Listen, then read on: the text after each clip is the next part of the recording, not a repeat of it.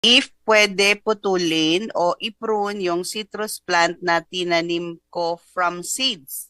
Medyo malaki na po siya, around 2 meters. Hindi ko po alam kung lemon or lime.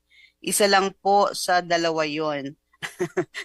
Mamili ka, lemon or lime. Ayan. Nakakasagabal na po kasi sa ibang potted plants ko yung branches niya.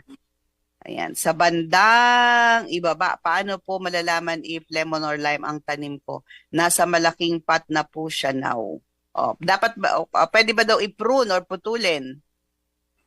Pwede naman po yung putulin. Pwede po yung bawasan. Depende na po yan sa inyong gusto. Mhm. Hindi Kung naman po, nakakastorbo na eh, di ba? Kung nakakastorbo, putulin na natin, bawasan na natin. saka po kung galing naman po siya sa seeds, mas maganda po pababain nyo para kung ano man po ang mangyari, eh, kung mamumunga po siya, madali nyo Mapipitas. mapipitas. Pero yung po pag-alam po ng Lemon or lime. Opo, depende po kasi kung anong lemon ang tinanim nyo. Depende rin po kung anong lime. Mm. Sa dahon naman po makikita yan kung alam po ninyo kung anong tinanim yung buto. Hindi nga niya alam eh. Mahirap po kasing magsabi kung ano po, kung hindi nyo nakikita po yung dahon man lang. Okay. Bigyan niyo po kami picture.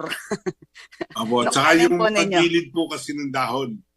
Yung Mm. gilid ng dahon at saka yung shape ng dahon.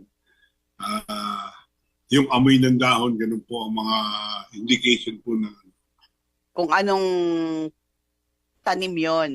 Apo. Kung Okay. ano pong buton linagay ninyo, kung anong lime ang linagay ninyo. Kasi ang Okay. lime naman po, ano lang naman po yung ating dayap. Dayap. Oo, dayap. Dayap. Yung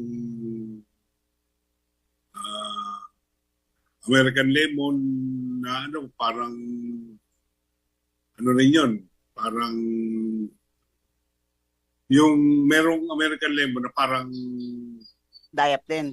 tayap na ibang klase. Pero yung American lemon nga parang hindi lemon yun eh.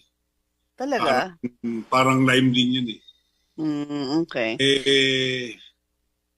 Marami rin pong ano, kaya medyo mahirap-hirap pong i-distinguish. Sabihin. Oo. Sabihin kung lime po yun or lemon. Okay? So, aaralin pa natin. Pero kung Bigyan niyo lang mapuputol po nyo, kami. pwede naman po. Kung Oo, kung puputulin. gusto niyo putulin. Pwede.